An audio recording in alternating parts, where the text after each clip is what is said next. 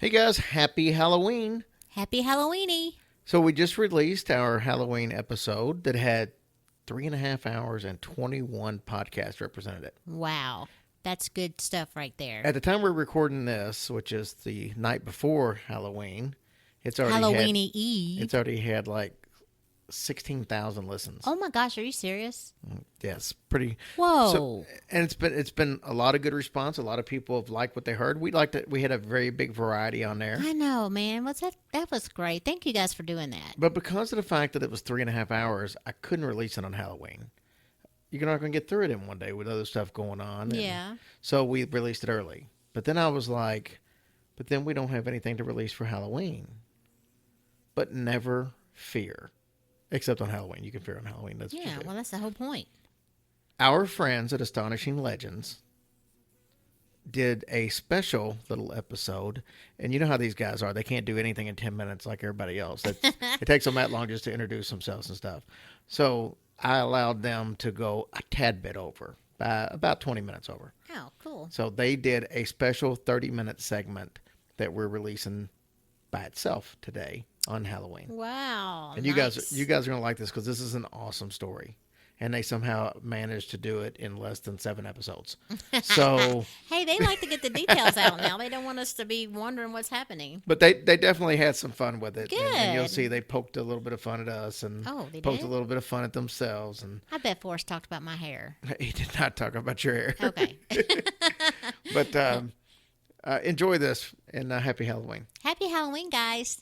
And a huge thank you to Forrest and Scott for doing this for us. Yeah, thanks, guys.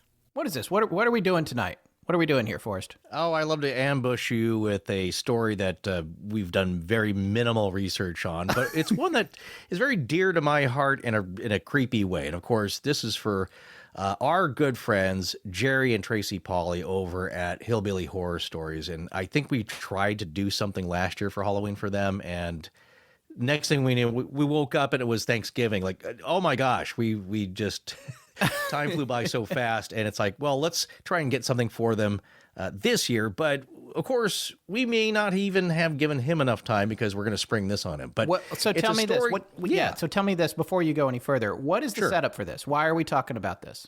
What did he Well, ask you to do?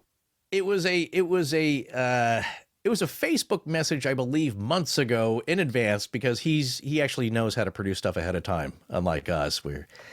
We try and whip it together, but it was just a request like, hey, you guys want to come on and tell a story about, just something spooky. Could be anything, really. Maybe about 10 minutes. I'm like, 10 minutes for just us to get the preamble in here. The intro. Like, no, I think the whole thing's supposed to be around 10 minutes. So we're going to try our best to whittle down a story that I said was something that I learned about when I was young, and maybe not a small child, but old enough to read the Time Life books, on their series of ghosts and all kinds of kind of crazy stories. That's where we got our information from, as we've said before in the show. In this case, it was about something that kind of creeped me out just thinking about it before I knew a lot about ghosts or poltergeists or how that all works. And I remember the story as being called The Moving Coffins of Barbados. Ooh, yes, I've heard of these. Although I confess I don't know a whole lot about it, or I didn't at least until you gave me these notes about 20 minutes ago. Well, I think I told you about it, and you actually looked up, this would be weeks ago before we actually did anything on it. You said, well, it's actually called the Chase Vault. It's like, well, that didn't ring a bell. I just remember Barbados, and I remember moving coffins, and it was really creepy, and just the thought of going into a crypt and seeing everything in disarray, and I hope that they weren't open, but just, ugh. So it just, that always stuck with me, that story, and I thought, like, one day I'll have a podcast before even knowing what that is, and we'll be on here talking about it. And certainly that didn't occur, but I stuck that in my brain bank someday to talk about it again. So here we are. Okay, so why don't you tell us a little bit about the Chase Vault? By the way, I'm going to stick with the Moving Coffins of Barbados. It's a far better name. I know the Chase Vault just sounds like your local ATM there, at the shopping mall. Well, we're going to take the information mostly from just 2 sources here to keep this simple. One will be the Wikipedia entry on it about the Chase Vault, Chase, and vault as it's usually spelled. The other one is an article by our good friend Brian Dunning. I'm not sure he knows about us, but we occasionally will turn to him for the skeptical point of view, but he does pretty decent research. So, I tend to trust it. I don't really trust everything totally, but he's a good source to go to. And he is the author of the Skeptoid blog and podcast. And we've mentioned him a ton of times before. Yeah, but we don't really know him. I don't know if we can call him our good friend. I think, in fact, the only interaction... He feels like a good friend. I know, but the only interaction I remember having with him was when there was some heated Twitter debate about something, and his response was, "Please stop tagging me in this." I remember. No, that was the photo from the dock at Jalowit. Yes. Amelia Earhart. Oh, that's right. He didn't want to talk about it. He said his point, and he made his point and didn't want to talk about it anymore, which I completely understand, Mr. Dunning, if you ever listen to this. But yeah. No, but it's, like I said, his articles are great to point to again, see a rational and cogent argument on it. And that's what we did here. So we're going to take a few of these facts and elements of the story. But first off, what I remember hearing about it was that it was this kind of this creepy burial vault, which is, it's creepy to start with. But over the years, people had gone to rebury or bury some additional people in this vault, and they cracked open this concrete sealed vault door, which was really heavy on its own, and they would discover that the coffins had all been moved. And not just shifted, from weight, but like one would be standing, headlong against the wall. Right. One would be totally askew, like off the shelf. It was just crazy, like more than what would happen during an earthquake. Although earthquake is one of the more rational explanations for this possibly happening. But the fact that this happened again and again over the years, and they kept coming back and taking a look at it, and it kept happening. It's like, oh my gosh, what is going on there? That just creeps me out. And then maybe it's that Poltergeist the movie thing where one coffin's open and you see just a withered, they pop out of it, skeleton. Yeah, that was the scary part of it, not just coffins themselves, but it just did make me wonder. It's like, is there some kind of spiritual, ghostly force that's that strong to move these big coffins? And I just always wondered about it. So that's the basic story that I remember. But the facts of it is that the Chase Vault is a family burial vault. You could call it a mausoleum, or it's a multi-coffin tomb. And it's in the cemetery of the Christ Church Parish Church in Oistins, Christchurch, Barbados. And the current Christ Church Parish Church, located there, was built in 1935, and it's the fifth parish church on that site. This site has not had a good history of keeping the churches there intact. The original structure was built in 1629, and that was located near Dover Beach. And in 1669, that church was destroyed by a flood. And here's some gruesome details. The flood had scattered coffins and bones from the church cemetery all over the beach. Oh. So you got Greyfriars. Remember that happening during a bad rainstorm, or during the winter that would happen? Yeah. That happened here. The next church that was constructed was destroyed in a hurricane in 1780. And then another parish church was built in 1786. And that was again destroyed by the 1831 hurricane. And then the church after that was destroyed by fire in 1935. And so that 1935 church is the one that remains, I believe.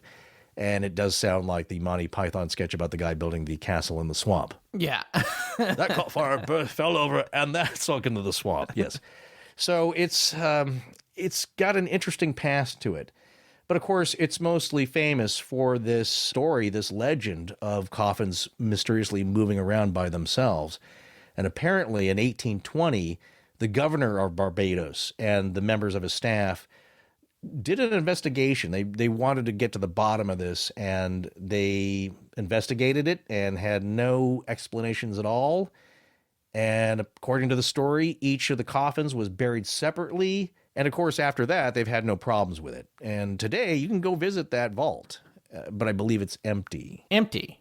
So I guess after all them trying to get out, they finally did bail. They just moved out all the bodies. No, they were reburied. Oh, okay. If that were happening, that was my point about the exploration by the governor of Barbados in 1820. Is that that's part of the story that they couldn't explain it. They found it creepy, so they just said, well, let's just put people in their own places here in the ground. And this vault is itself buried underground like a lot of mausoleums, and there's stairs to go down into it. So anything in the earth is even spookier. And if you do want to visit, Barbados is a lovely island country in the Lesser Antilles in the West Indies, in the Caribbean region of North America, depending on how you want to say it.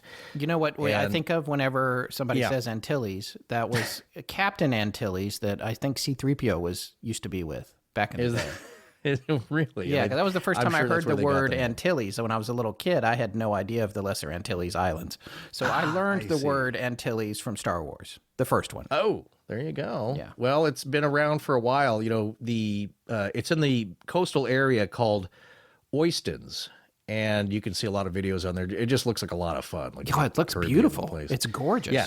Yeah. It is gorgeous. And it has this one kind of weird, creepy story that goes with it. But the parish of Christ Church goes back a long ways. It's one of the original 11 political divisions of Barbados, and that name has survived. It's one of the names of the 6 original parishes created by Governor Sir William Tufton in 1629.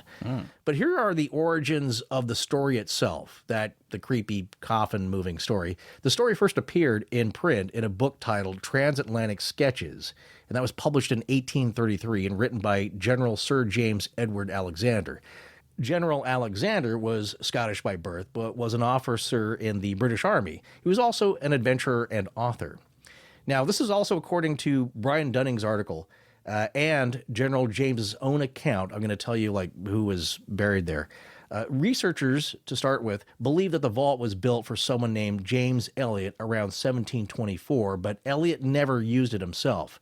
And then about 83 years later, in 1807, a woman known as Mrs. Thomasina Goddard was the first to be buried there.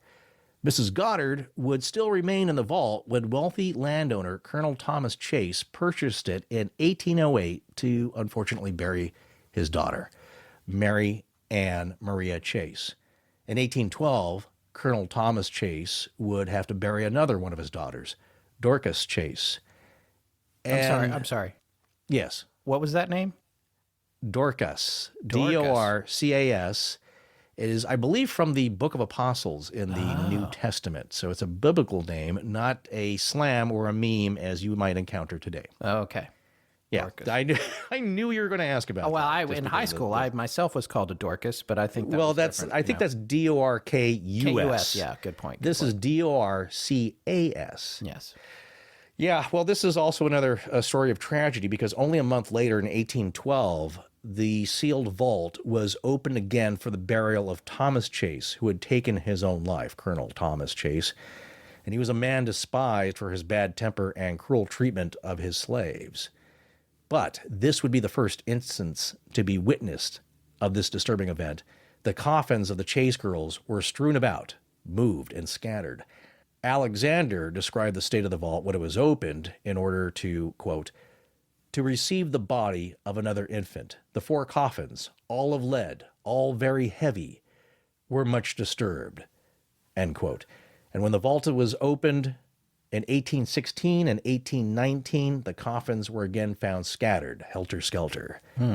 Alexander goes on to say, quote, each time that the vault was opened, the coffins were replaced in their proper situations. That is, 3 on the ground, side by side, and the others laid on them. The vault was then regularly closed. The door, a massive stone, which required 6 or 7 men to move, was cemented by masons. And though the floor was of sand, there were no marks of footsteps or water. The last time the vault was opened in 1819, Lord Combermere was then present, and the coffins were found confusedly thrown about the vault, some with their heads down and others up. What could have occasioned this phenomenon? And no other vault in the island has this ever occurred. Was it an earthquake which occasioned it? Or the effects of an inundation in the vault? End quote. And different variations of this story would appear over the years, one account showing up in 1844 and one in 1860. So that is the essential story of the moving coffins. And part of that story is that the floor, the sand was raked, And I think this is also part that I loved as a kid, because it's like, well, what do they do to like maybe try and catch who was doing this? If this was a vandalism, is that they rake the floor to get it smooth. They sealed the vault door with concrete. And I believe one of the two gentlemen described in the story put their Masonic signet rings into the concrete. And I remember that specifically, that aspect. Like, well, there you go. That's, if it was going to be broken, they would know that it was disturbed, and there's only one way to get in, unless you tunneled in from somewhere else, but that seems very unlikely. So that is the story. But was it true?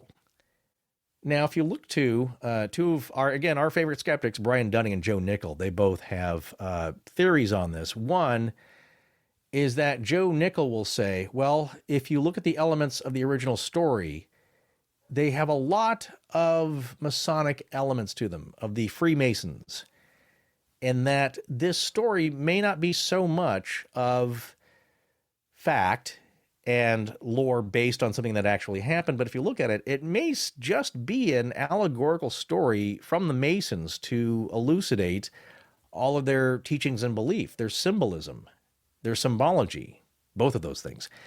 And we find that also, I think when Joe took a look at the Oak Island mystery, that was a lot of his stuff. We'll look at it. It's the vault. It's the Royal Arch. It's the sound of the hammer pounding on the walls to, that is symbolic of Masonic teachings for some reason. We're not going to get into all that. You can certainly read that on your own if you want. But all these elements, the coffins being positioned in a certain way, maybe in certain directions. So to Joe, this all just seems like it's a story told to kind of further the teachings and have meaning for those who know what Masonic teachings are all about. I'm not sure what the purpose would be for that. Yeah, also, I don't know. But he's always blaming the Masons. Well, yeah, and you're suggesting, if you look at Oak Island, so we're suggesting that that's all just an allegory to teach you something. Why can't it be both? Why can't it be allegorical and factual? Well, I think it would have a purpose. Okay, so if it's not just a story, let's pretend that they were actually there. Those coffins were there, and they were scattered about. What would cause that? The first thing that people think is, again, as we said earlier, it's the earthquake, but that region doesn't really have earthquakes like that, and it would take a significant one to toss people would notice. Heavy coffins around. By the way, yeah. What's that? The people would notice the earthquake. There would be records. Of course. Yes, of course, and that would be people would just think, well, there you go. That's what it was caused from. The other one, which may be more hold water, as we say, would be an inundation, a flooding of the vault. And then you wonder, by his rough calculations, Mr. Dunning would say that it's possible if that chamber received enough water that those coffins could float, and the bottom being porous enough that it would drain and it could leave those coffins askew. So in his mind, it's a possibility if you look at it as actually having happened. Now, his point, Mr. Dunning, is that, well, the two more likely things is that, one, Joe Nickel may be right in that it is just an allegorical story by Freemasons to illustrate a point and some principles of Freemasonry, and it puts that imagery in there, because there's another story that popped up that was very similar to that Barbados story about coffins being moved. I believe somebody taking their own life as well. And you have that story, and then Mr. Dunning makes the other point that there is no proof, as far as he can find, that actually any coffins were interred in the vault itself. Those records of those people dying, that is true. Those are in the church records. You can find that out, the death and birthdays of people. So those are real recorded people that actually died. We're just not sure. There's no real proof that they actually were buried in the vault to begin with. So that's his point. Yeah, well, because there's no records, then it can't have happened.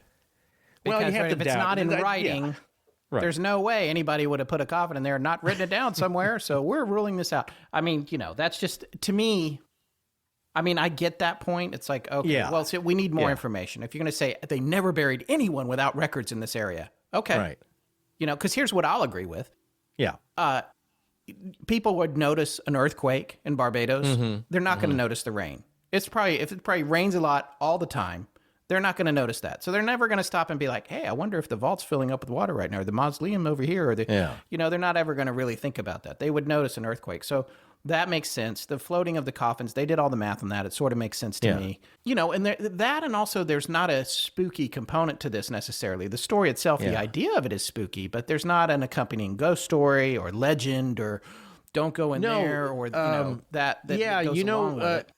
But I'll tell you what, as a kid, it's that moment of discovery, when you're maybe your son's age too, you're between 10 and 14 or 15 before you can drive. I mean, I'm still fascinated by this stuff, but when you're younger like that, it's envisioning that moment of discovery. It's that Indiana Jones moment, and it's something kind of shocking. And again, my imagination just ran wild. Like, you chip open this sealed concrete vault, and the floor is smooth. You don't see any footprints.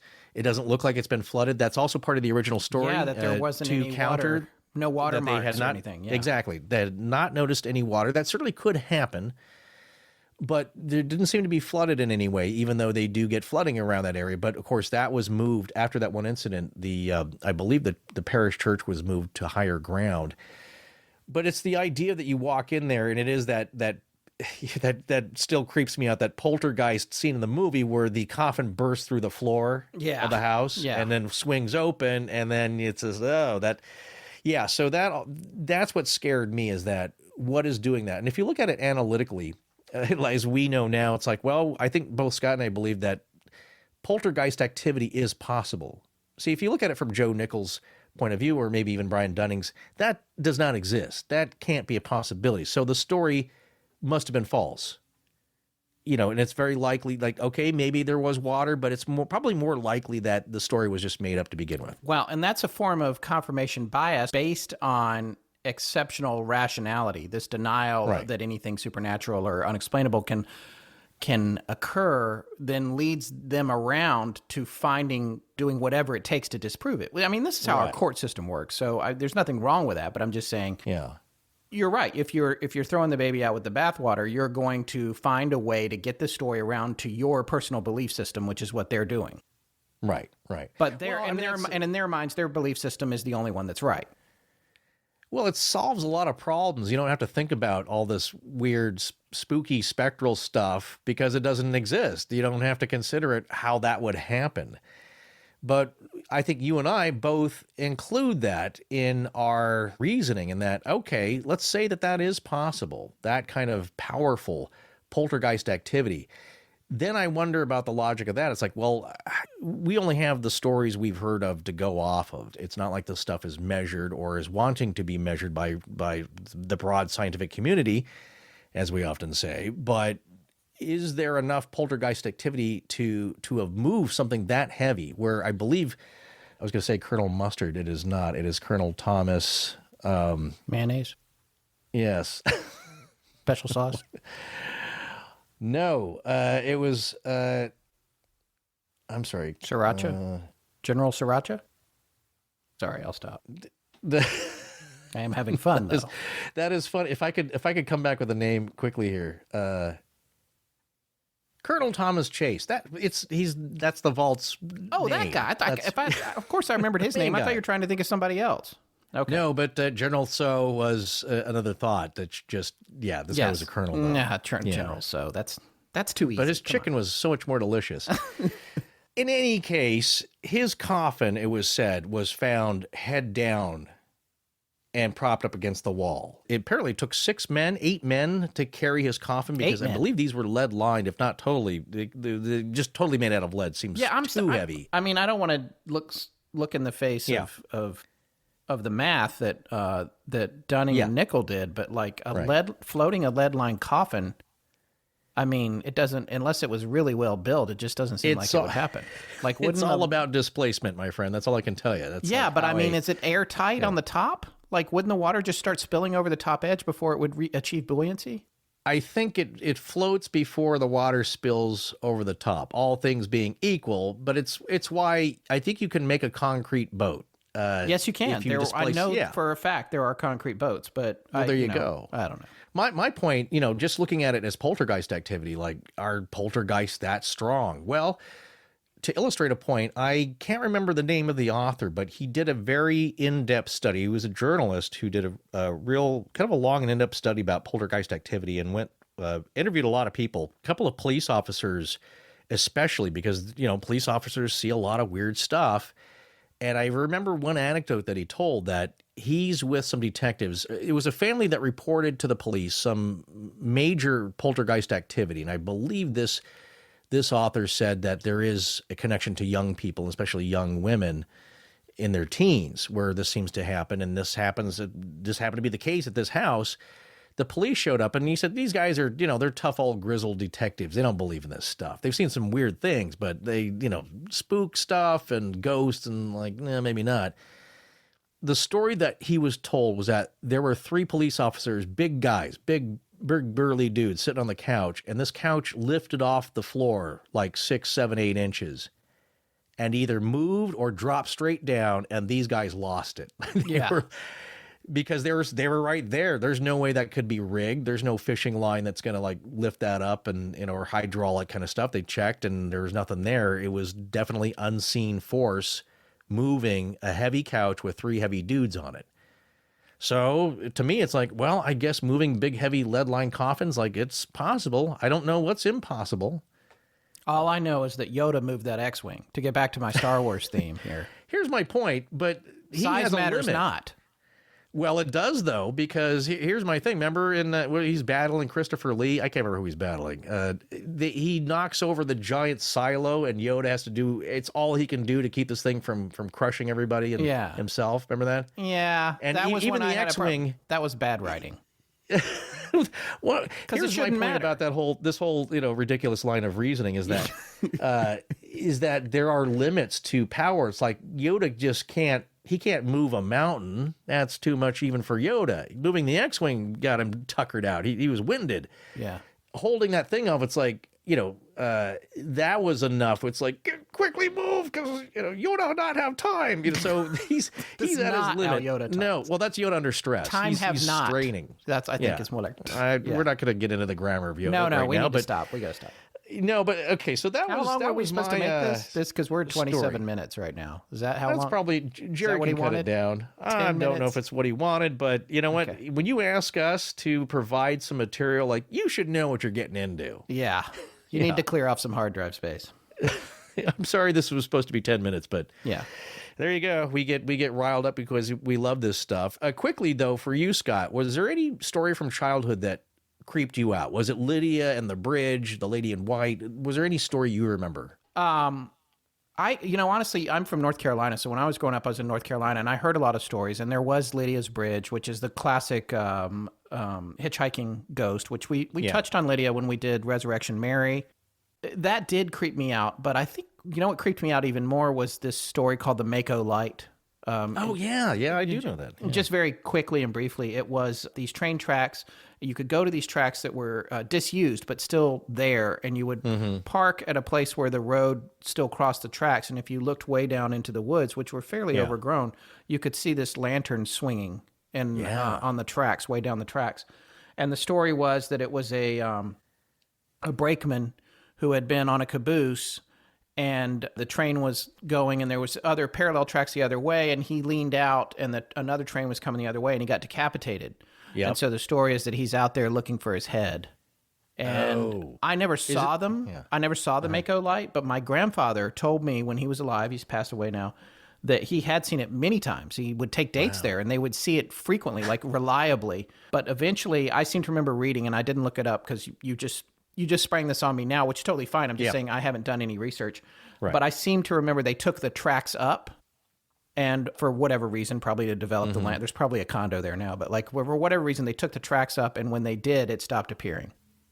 So something tied and that maybe freaked to the me materials. Out. Yeah, the Mako Light. It's somewhere here, and I don't even remember where it was in North Carolina, MACO. And the other place, there's another place in North Carolina that freaked me out, was the Devil's Tramping Ground, which is like a circular area where nothing will grow, and people supposedly spend the night there and to try and prove how tough they are, and they wake up in the morning and they're still alive, but their tent and everything they brought has been moved outside of the circle, and nothing will grow in the circle. And the diameter of it is like 40 feet or 50 feet or something. Yeah. So yeah, I love that one. The Devil's Tramping Ground. I forgot about that till just now, by the way. So yeah, Well, we'll have to talk about that next Halloween, I think. let's do it.